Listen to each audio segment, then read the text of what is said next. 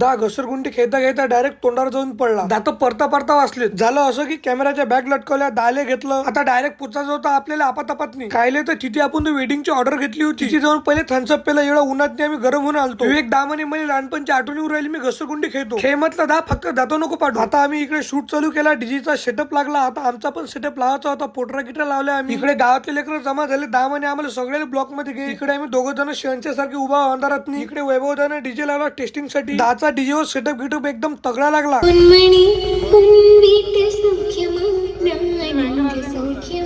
तोपर्यंत तुम्ही डीजे वाजवा म्हटलं, मी भत्ता मारून येतो. बम ताकद तर मला भूक लागली, भत्ता मारल्याशिवाय काही जमत नाही म्हटलं. इकडे एका दाचा वाढदिवस केला. आता इकडे म्या मा हळदीचा शूट चालू केला. 2-3 सिनेमॅटिक क्लिपा मारल्या. पण आता झाडताना इकडे धांगड ढिंगा चालू, म्हणजे पोट्ट्याचा माहोल चालू. पोट्टे काय ऐकता, पोट्ट्याचं नाचू राहिलं. पोट्ट्याने मला घेतलं खाजार, मग मी काय ऐकतो, मग मी बी नाचू राहिलो. झोपून गेलो. डायरेक्ट सकाळी उठलो. तो सकाळी उठल्या म्हटलं काय नाही, कोल्ड्रिंक्स पिऊन तयारी करून आता जायचं होतं लग्नाचं ठिकाण म्हणजे अंबिकापूरले. इथे येऊन या गावात काय काय झालं ते तुम्हाला दुसऱ्या ब्लॉग मध्ये सांगतो. तोपर्यंत आपल्या आयडीला फॉलो करून घ्या. पण अंबिकापूर वाशी तुम्ही कमेंट मध्ये अंबिकापूर लिहा.